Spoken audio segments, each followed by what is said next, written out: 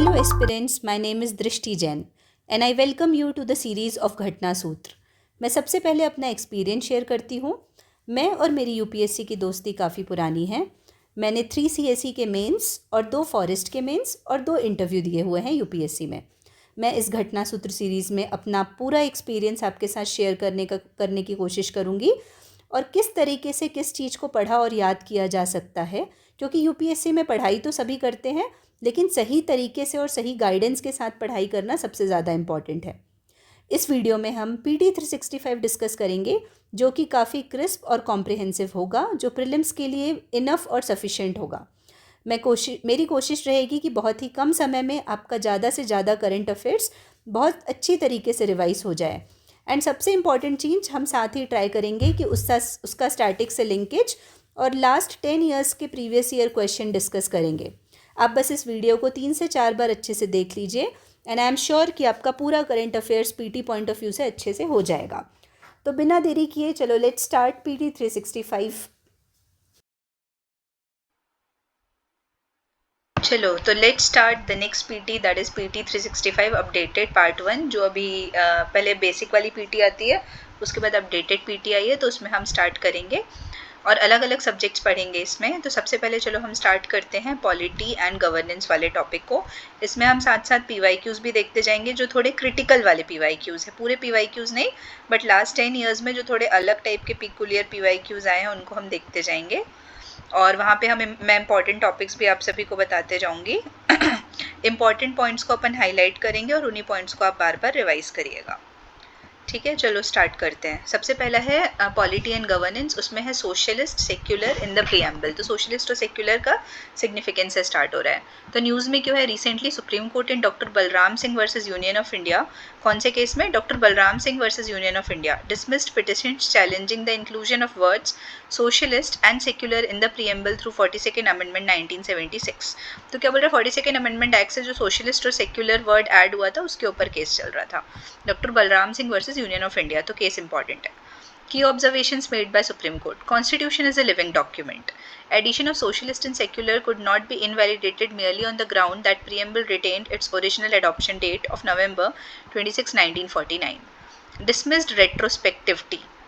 Date of preamble adoption does not curtail amending power of Parliament under Article 368.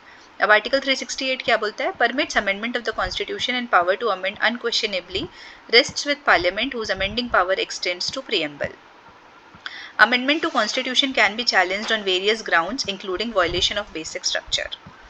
अब इसमें क्या किया था, सेक्युलरिज्म और सोशलिज्म को डिफाइन किया था। तो court define two terms as secularism, state neither supports any religion nor penalizes the profession and practice of any faith. Also, the state maintains no religion of its own. It is enshrined in Article 14, 15 and 16 along with Article 25, 26, 29 and 30.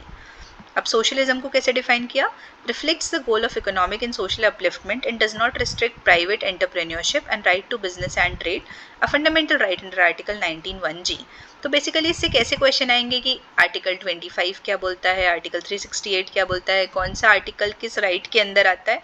ये एकदम basic question है जो UPSC काफ़ी बार पूछ चुका है।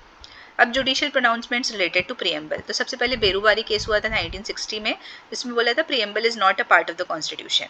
उसके बाद आते हैं Kesavananda Bharati versus state of Kerala and LIC of India case 1995। तो preamble is a part of the constitution and can be amended बोला था। फिर S R Bommai versus union of India 1994 and Kesavananda Bharati versus state of Kerala. तो secularism is a basic feature of the constitution बोला था। फिर RC पौद्याल versus union of India, secularism represents nation's commitment to treat persons of all faith equally and without discrimination. तो basically cases हैं ये secularism से related हैं। अब about preamble, originally declared India a sovereign democratic and republic, does not grant substantive rights not enforceable in court, signifies power vested to people. तो देखो ये important है, does not grant substantive right मतलब not enforceable in courts, preamble. ठीक है, मतलब एक बार question आया हुआ था कि नॉट एनफोर्सेबल इन कोर्ट और नेक्स्ट पॉइंट था not enforceable in court, sorry enforceable in court along with other rights. तो ये वाला सही है ना, मतलब यदि आप किसी और आर्टिकल की हेल्प लेके प्रीएम्बल को एनफोर्स कराओगे तो दैट में be enforced. Now next is 42nd amendment act 1976। इसको क्या बोला था, मिनी कॉन्स्टिट्यूशन बोलते हैं, and it amended preamble 40 article, 7th schedule and added 14 articles 14 new articles and 2 new parts to constitution. तो मेजर चेंजेस क्या बने आए थे इसमें? Preamble inserted the word socialist, secular and integrity, changed unity of nation to unity and integrity of the nation, ठीक है, तो integrity word add किया था. फिर changes in 7 schedule, following categories were transferred from the state list to the concurrent list. तो state list से concurrent list में क्या क्या चेंज आया था? Education, forest, protection of wild animals and birds, weights and measures, administration of justice, constitution and organisation of all courts with the exception of supreme court and high court. तो ये important है. इसको क्या किए थे हम? स्टेट लिस्ट से concurrent में ले गए थे. एजुकेशन को, फॉरेस्ट को, protection of wild life and wild birds, weights and measures, administration of justice, constitution and organization of all law courts with the exemption of high court and supreme court. अब emergency, amended article 352 authorized president to declare emergency not only throughout the country but also in any part. अब addition of new DPSPs, तो कौन सी new DPSPs आई थी? सबसे पहले article 39 आया था, to secure opportunities for healthy development of children. 39A आया था, equal justice in free legal aid. फिर 43A आया था, participation of workers in management of industries. फिर 48A आया था, protection and improvement of environment and safeguarding of forest and wild life. और addition of 2 new parts, that is part 4A, that is fundamental duties, and part 14A, that establishment of administrative tribunals. अब next topic हम पढ़ते हैं 75th constitution day of India. Constitution Day, that is Samvidhan Divas, is being celebrated on the day of adoption of Indian Constitution, that is 26 November 1949. It came into effect on 26 January 1950. About Samvidhan Divas, it was instituted in 2015, the 125th birth anniversary of Dr. B.R. Ambedkar. तो कब start किया था हमने? 2015 में मनाना start किया था. Dr. Ambedkar, known as the father of Indian Constitution, was the chairman of the drafting committee of the Constitution. तो अम्बेडकर जी क्या थे? ड्राफ्टिंग कमेटी के चेयरमैन थे. अब about India's constitution, longest written constitution है, नॉट प्रिंटेड और typed as it is hand written by Prem Bihari Narayan Raizada. तो English में किसने हैंड रिटन, किसकी राइटिंग में लिखा हुआ है? प्रेम बिहारी नारायण रायजादा एंड वसंत कृष्ण वाइडू ने हिंदी में लिखा है. Pages artistically decorated by artist from Shantiniketan under Nandlal Bose. तो नंदलाल बोस के अंडर में उसके पेजेस को, कॉन्स्टिट्यूशन के पेजेस को डिजाइन किया गया. Next topic is property rights in India. A 9-judge constitution bench of Supreme Court delivered a landmark ruling in Property Owners Association versus State of Maharashtra. कौन सा case है? Property Owner Association versus State of Maharashtra, restricting states' power to acquire private property. अब news के बारे में क्या बोल रहा है? Recent judgment has overruled the earlier rulings in State of Karnataka versus Ranganath Reddy and Sanjeev Coke Manufacturing Company versus Bharat Coking Coal Limited and ANR. Both cases had declared private properties could be considered community resources. ठीक है, तो उन्होंने क्या बोला था कि private properties को आप कम्युनिटी रिसोर्सेज कंसिडर कर सकते हो. तो इस रूलिंग को ओवर रूल किया है. ठीक है. अब evolution of right to property. Initially right to property and compensation for acquisition protected as fundamental rights under article 19(1)(f) and 31. फिर उसके बाद क्या हुआ? 25th अमेंडमेंट आया 1971 में, जिसने आर्टिकल 31C इंट्रोड्यूस किया. उसके बाद 44th अमेंडमेंट आया 1978 में, जिसने रिमूव कर दिया right to property from fundamental right, making it constitutional right under article 300A. तो अभी किसमें? 300A में है. अब की हाईलाइट्स ऑफ द जजमेंट, जो अभी की केस हुआ ना, property owners association versus state of Maharashtra, तो उसके बारे में देखते हैं. Scope of article 39B. Private property cannot be automatically classified as a material resource of the community under Article 39B. 39B provides that ownership and control of material resources of community are so distributed as to best to subserve the common good. अब authority for property acquisition, तो अब किसको authority है? Article 39B does not grant legislative power to state to acquire, does not grant बोला है, देखो, does not grant legislative power to state to acquire private property. It comes from sovereign power of eminent domain and entry 42 of list 3rd in 7th schedule. अब criteria for classification. Inclusion of private property as a material resource depend upon, मतलब ऐसा नहीं कि हम किसी भी resource को, private property को हम डायरेक्ट ले लेंगे, वो डिपेंड करता है कि कैसी प्राइवेट प्रॉपर्टी है. Depend on its nature, scarcity, impact on community welfare and concentration in private hands. Validity of Article 31C. Court ruled that 31C article upheld in Keshavanand Bharati case is still valid.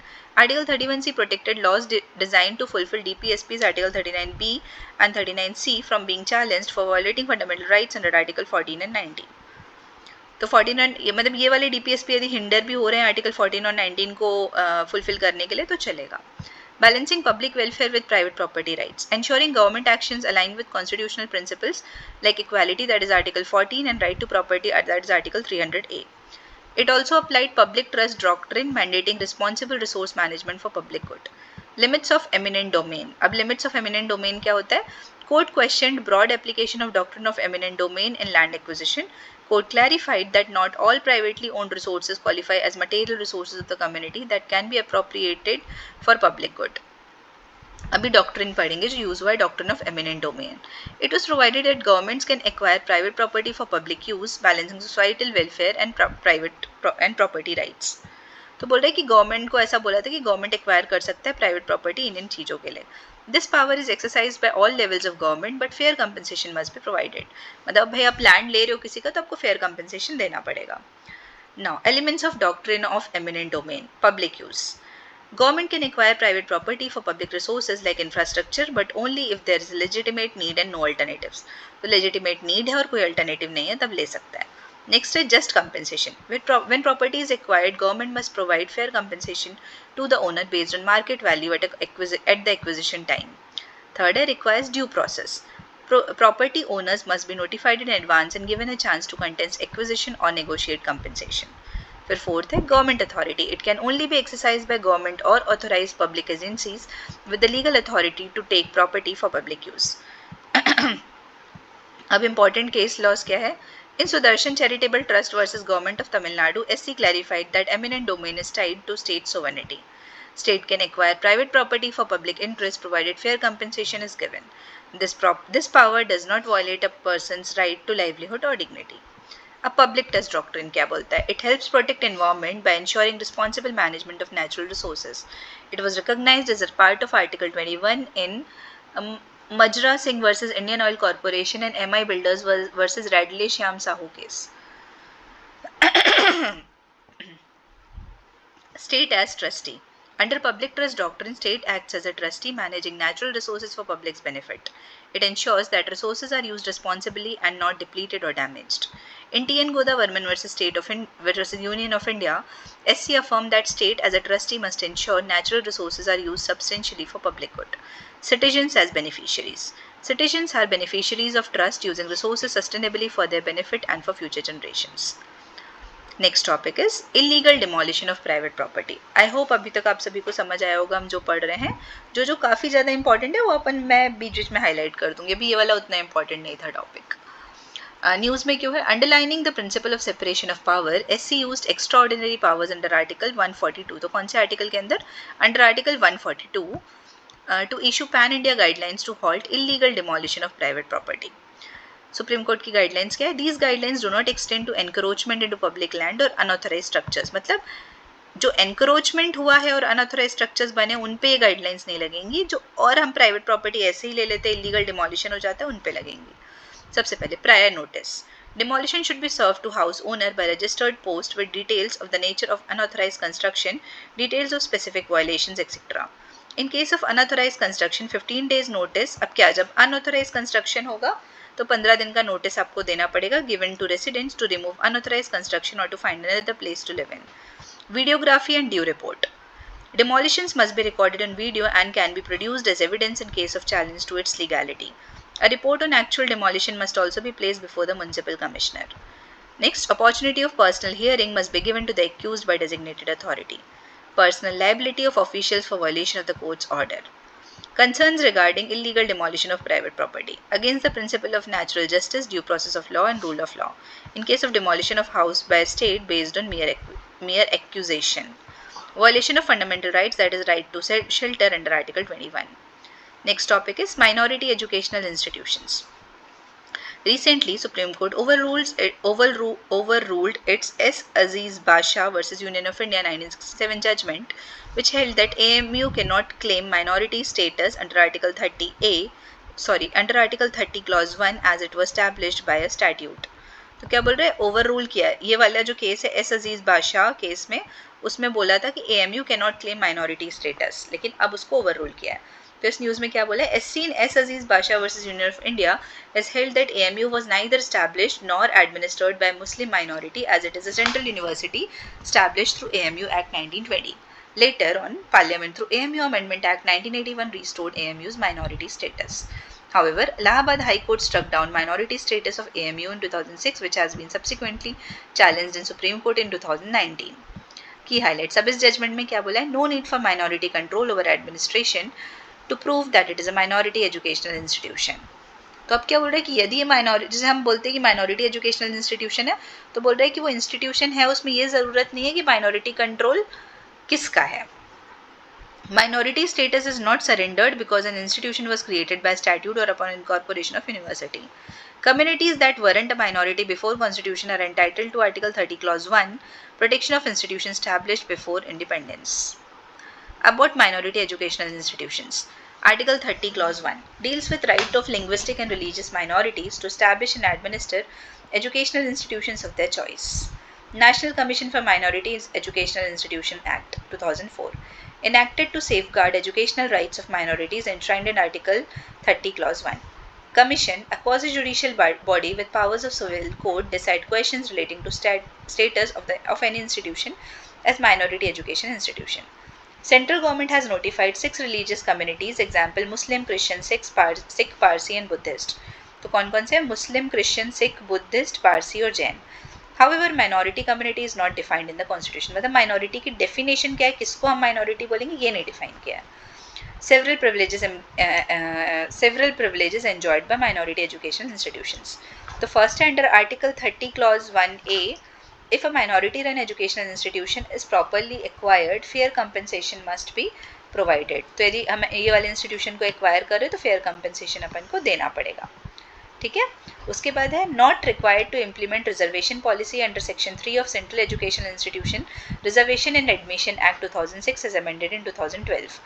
तो सबसे पहले तो क्या था कि compensation देना पड़ेगा यदि उनके लैंड को लोगे. तो दूसरा है कि यदि हम रिजर्वेशन पॉलिसी इंप्लीमेंट करें तो जो नॉर्मली बाकी स्कूल्स इंप्लीमेंट करते हैं तो माइनॉरिटी एजुकेशन इंस्टीट्यूशंस को कंपलसरी नहीं है. फिर right to education 2009 is not applicable to MEIs aided और अनएडेड. तो इनको भी राइट टू एजुकेशन इंप्लीमेंट करना ज़रूरी नहीं है. अब नेक्स्ट है essential religious practice. Bombay High Court reiterated in its judgment in Mahesh Vijay case, where it was held that use of loudspeakers is not an essential part of any religion. अब इस news में क्या बोला है? Bombay High Court referred to Supreme Court judgment in Church of God case, which held that there is no fundamental right to use loudspeakers under Article 19(1)(a) and 25 of the Constitution. अब essential religious practice का क्या test है? Essential religious practice is employed by Indian judiciary for the adjudication of matters of freedom of religion and determining whether it is the essentiality of that religion. तो ये कौन apply करता है इस test को? इंडियन जुडिशरी अप्लाई करती है. ठीक है. Essential religious practice test was introduced by Supreme Court in Shirur मठ केस. कौन से केस में? ये इंपॉर्टेंट है. शिरूर मठ केस में आया था है 1954 में, which extended the freedom of religion by including religious practices within the meaning of religion under its ambit. It held that what constitutes the essential practice of a religion is primarily to be ascertained with the reference of the doctrines of that religion itself. अब judicial pronouncements क्या है essential religious practices को लेके? श्री आदि Vishweshwara case 1997. Court distinguished between religious and secular functions of the temple. फिर next है आचार्य जगदीश चंद्र Nanda case 2004. Court held that what determines if a practice forms an essential part of the religion is whether the absence of practice fundamentally alters the religion. फिर Shayara Bano case 2017 held triple talaq to be against the basic tenets of religion and practice merely submitted or not prohibited by religion cannot be considered an essential or positive tenet sanctioned by religion. तो case का नाम बस याद रख लो कौन कौन सा अभी शिरूर मठ केस से आया था. फिर नेक्स्ट श्री आदि विश्वेश्वरा केस, फिर आचार्य जगदीश नंदा केस, फिर शायरा बानो केस. फिर नेक्स्ट टॉपिक हम पढ़ेंगे atrocities against scheduled caste. Standing Committee on Social Justice and Empowerment has raised concerns over failure of several states to necessary mechanisms to effectively address cases of atrocities against scheduled caste. अब what are scheduled caste in their background? तो Article 366 defines the term scheduled caste. Under Article 341, President may notify SC for a state or UT after consulting state governor of respective state. Parliament can amend this list by law. Term scheduled caste was first incorporated into the Government of India Act 1935. तो पहली बार किस में आया था? Government of India Act 1935. A mechanism to tackle caste based atrocities. तो सबसे पहले constitutional कौन कौन से? Fundamental rights article 14, 15, 16 and 17. फिर DPSP में article 46 that is promotes educational and economic interest of SC and article 338 that is national commission of scheduled caste. अब legal क्या क्या है? Untouchability offences act in 1955 to punish practice of untouchability. Later on this was amended to Protection of Civil Rights Acts 1976. Under this act, untouchability as a result of religious and social disabilities was made punishable. Scheduled Caste and Scheduled Tribe Prevention of Atrocities Act 1989 deals with offences specifically committed against members of SC/ST community in India defined as atrocities, provision of special courts for speedy trial, prohibition of employment as manual scavengers and the Rehabilitation Act 2013 to eliminate the practice of manual scavenging and rehabilitate those engaged in it. Scheduled Caste and Scheduled Tribe Prevention of Atrocities Amendment Act 2015. It added new crimes of sexual offences against women of SC/ST under the ambit of atrocities. यहाँ तक समझ आया? अब हम पढ़ते हैं next topic that is comparison of constitutional features. तो अलग अलग जगह के कॉन्स्टिट्यूशनल फीचर्स को हम कंपेयर करेंगे। सबसे पहले यूएसए में जो प्रेसिडेंशियल इलेक्शन हुआ उसके बारे में। Recently US presidential election was conducted through electoral college system. तो किससे? इलेक्टोरल कॉलेज सिस्टम से हुआ। अब US presidential elections versus Indian presidential elections.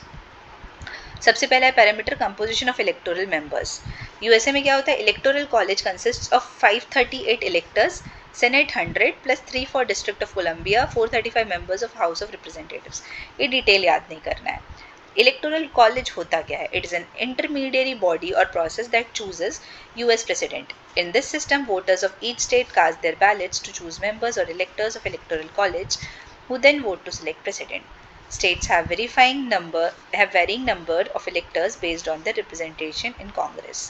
A majority of 270 electoral votes is required to elect USA president.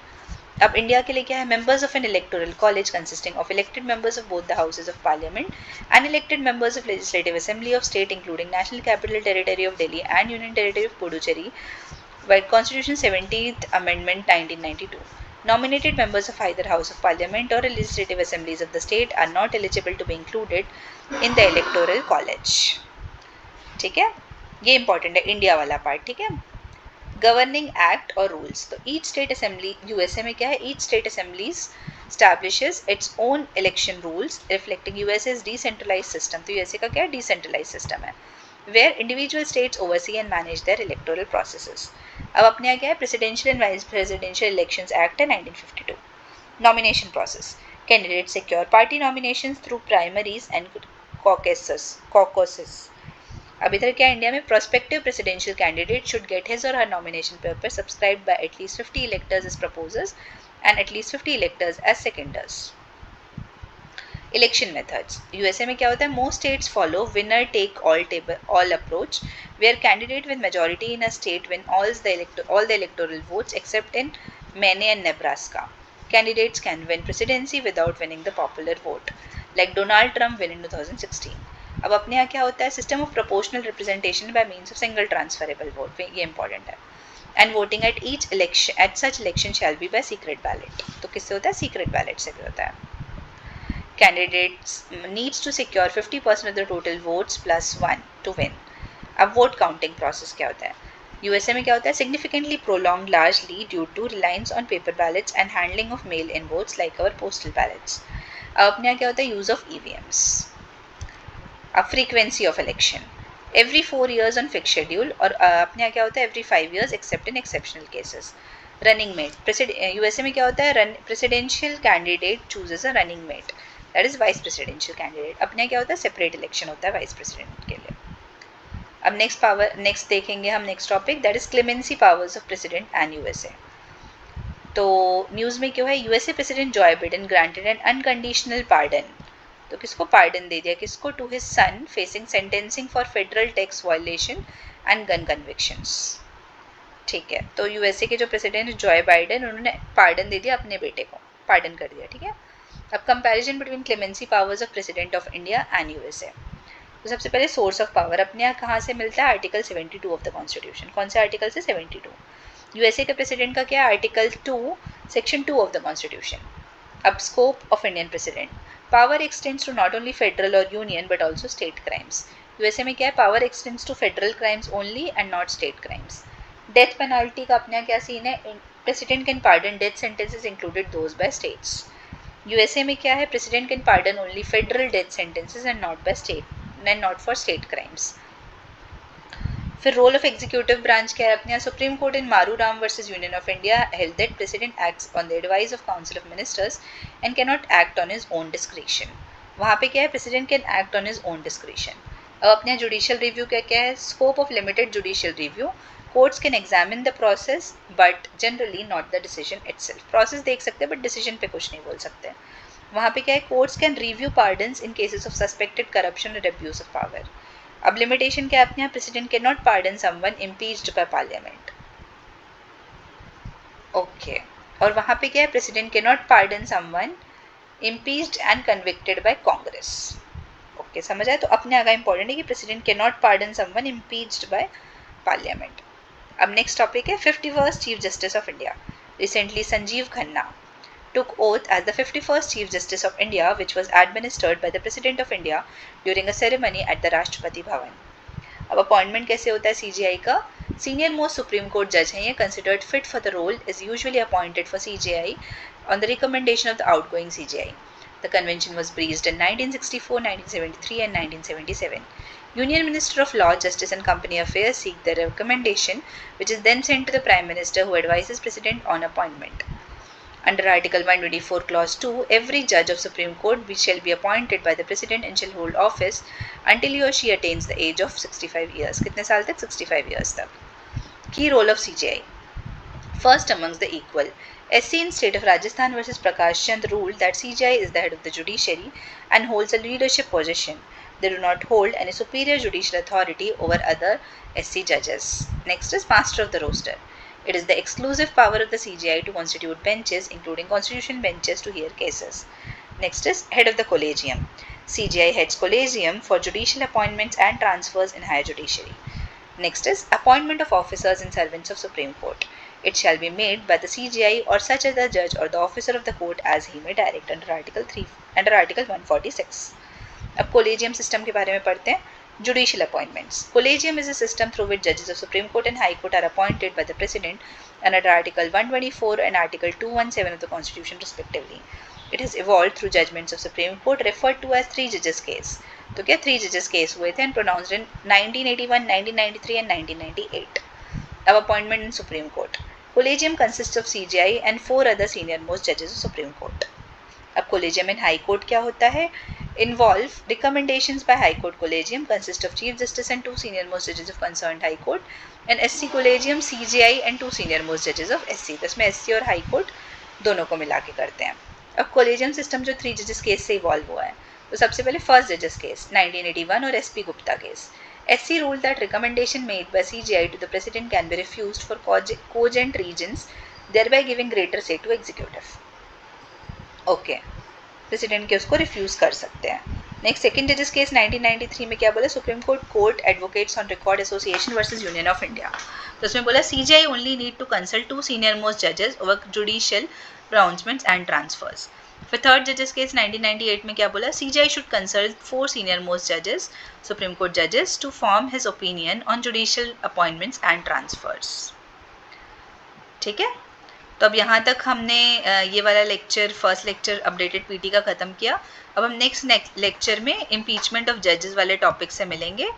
I hope यहाँ तक कि आप सभी को समझ आया होगा. जो भी हाईलाइटेड चीज़ें हैं उसको बार बार रिवाइज करते जाइएगा. ठीक है, चलो, वंस अगेन थैंक यू.